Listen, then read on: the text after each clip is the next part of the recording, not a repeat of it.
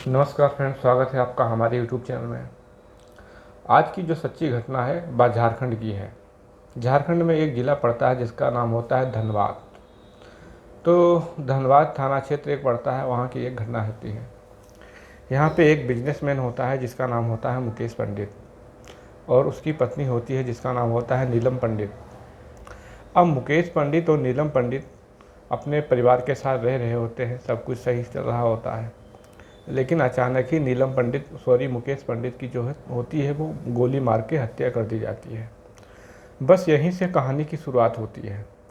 दरअसल मैं जो भी कहानियाँ सुनाता हूँ, मेरे कहानियाँ सुनाने का मतलब यानी मकसद समाज में रह रहे व्यक्तियों को जागरूक करना, और हमारा काम है ये कहानियाँ समाज के हर व्यक्ति को, हर परिवार को पहुँचाना, ताकि समाज में रहने वाले व्यक्ति इन कहानियों से सबक सीख कर खुद को व खुद के परिवार को जागरूक कर सकें। हमारा इन कहानियों के प्रति कोई वैचारिक और कोई राजनीतिक विचार नहीं होता है, न ही कोई मत होता है, न ही कोई हमारी व्यक्तिगत इच्छा होती है। मैं ये कहानियाँ newspapers, news channel, papers, media के इत्यादि माध्यम से लेता हूँ और कहानियों को जो है समाज में प्रसारित करता हूँ। तो आज की सच्ची जो घटना है वह झारखंड के धनबाद ज़िले की है। धनबाद ज़िले में एक परिवार होता है जिस परिवार के मुखिया का नाम होता है मुकेश पंडित, जो कि पैसे से एक कारोबारी होता है, जिसकी चाउमीन की दुकान होती है। चाउमीन का एक बड़ा सप्लायर होता है सिटी के अंदर। और उसकी पत्नी जो होती है उसका नाम होता है नीलम पंडित। और मुकेश पंडित और नीलम पंडित के परिवार में घर में एक नौकर रहता था जिसका नाम होता है उज्ज्वला शर्मा या उज्ज्वला पंडित। इस प्रकार 3 आदमियों का एक परिवार था। उनके पास छोटे छोटे बच्चे थे। नीलम पंडित और मुकेश पंडित के 2 बच्चे थे। परिवार में सब कुछ ठीक ठाक चल रहा था। समय गुजर रहा था, बच्चे पढ़ाई लिखाई कर रहे थे, सब कुछ ठीक ठाक था। समय के साथ साथ जो मुकेश पंडित था उसका कारोबार शहर में अत्यधिक तेज़ी से बढ़ता जा रहा था।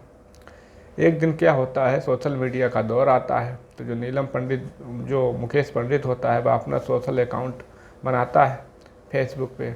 जब फेसबुक पे वह अपना अकाउंट खोल लेता है, फेसबुक पर अकाउंट खोलने के बाद उसको एक मैसेज आता रहता है।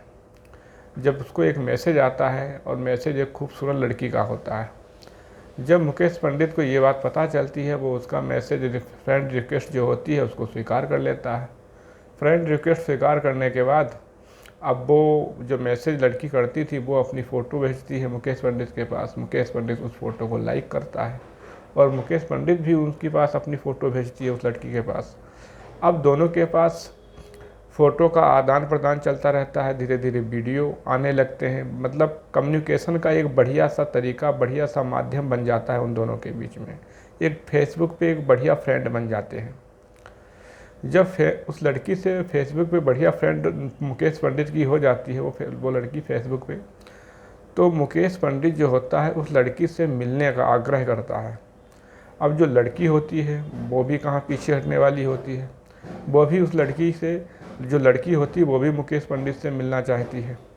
धीरे धीरे समय गुजरता है। धनबाद का एक मोहल्ला होता है, उस मोहल्ले में एक फुटबॉल स्टेडियम होता है। वहाँ पर दोनों एक दूसरे से मुलाकात करते हैं।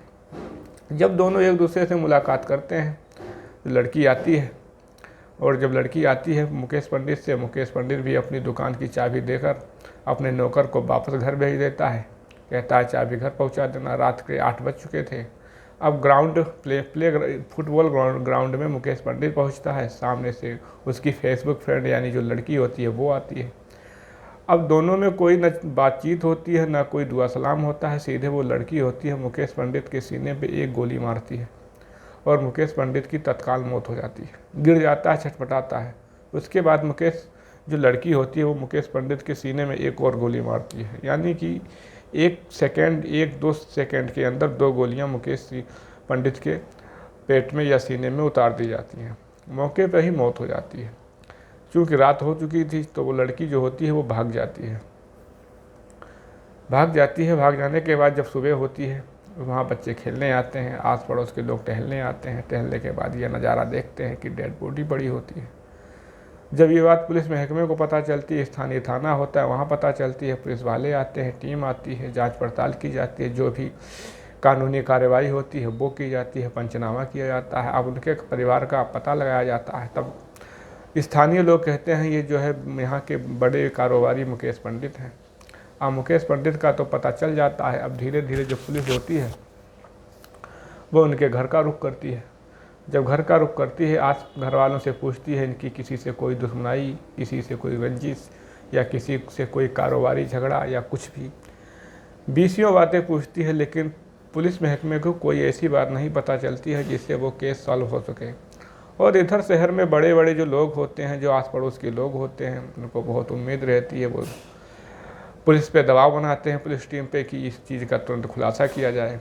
लेकिन अब पुलिस महकमा बड़ा परेशान होता है, क्योंकि वहाँ पर गोली लगने के अलावा मुकेश पंडित के हाथ में या शरीर में या आसपास में कोई ऐसा कोई साक्ष्य नहीं मिलता है जिससे पता चले कि यहाँ क्या हुआ था। जब पुलिस को ये बात ख्याल आती है तो वो अपने मुकेश पंडित की पत्नी के पास जाते हैं। पुलिस की टीम उसके परिवार के साथ जाते हैं पास। वहाँ से उनका मोबाइल जो होती है बरामद करती है, उसके नौकर का, मुकेश पंडित के नौकर का, जिसका नाम होता है उज्ज्वल शर्मा, और जो उनकी पत्नी होती है नीलम शर्मा का, दोनों का मोबाइल लिया जाता है। अब पुलिस अपनी लैब में मोबाइल का ले जाकर उसकी CDR निकालती है। CDR निकालने के बाद एक नंबर होता है जिसे वो मुकेश पंडित जो है बात कर रहा होता है।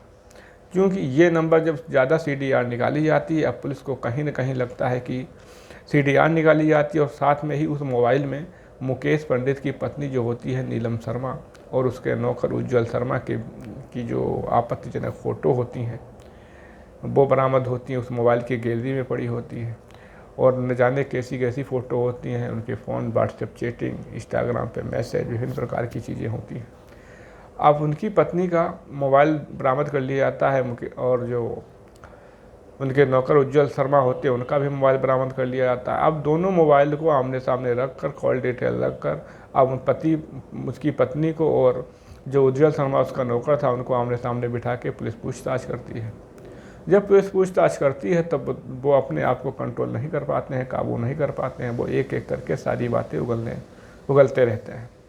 उगल देते हैं। तब उज्ज्वल शर्मा बताता है कि हमारी मतलब जो मुकेश पंडित की जो वाइफ थी उसका व्यवहार उसके नौकर से हो जाता है, धीरे धीरे जान पहचान हो जाती है। वो नौकर स्थायी दुकान पे काम करता था, उसका घर आना जाना हमेशा लगा रहता था। उसके घर से सारे काम, यहाँ तक कि घर में जो भी खास काम होता है सब वही काम करता था। वह घर के हर कमरे में जा सकता था। उसको नौकर जो उज्ज्वल शर्मा था उसको मुकेश पंडित ने इतनी छूट दे रखी थी।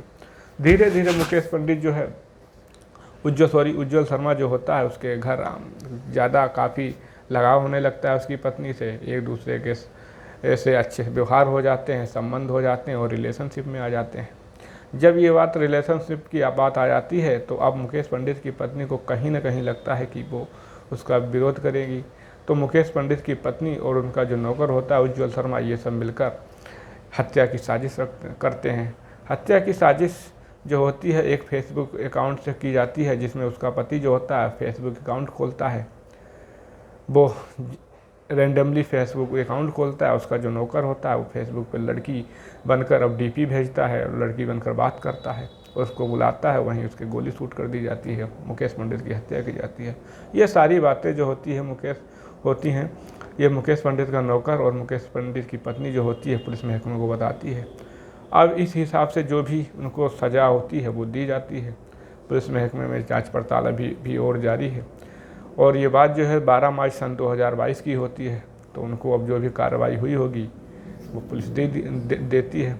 इस प्रकार से आप कह सकते हो घर और परिवार में रहने वाले जो नौकर होते हैं उनसे भी बड़े सावधान रहना चाहिए। अगर नौकर का दायरा दुकान तक है तो दुकान तक ही उनको सीमित रखा जाए, घर में न लाया जाए। और नौकर पे कभी भी विश्वास न किया जाए। और घर की महिलाओं को भी ऐसा सोचना चाहिए कि नौकर होता है, नौकर के साथ ज़िंदगी कटने वाली नहीं। और परिवार को छोड़कर किसी अनजान मर्द के साथ अगर ऐसा रिलेशनशिप में आओगे तो परिवार की और खुद की बर्बादी के अलावा और कुछ नहीं होगा। तो आज की कहानी यहीं पे समाप्त होती है। धन्यवाद।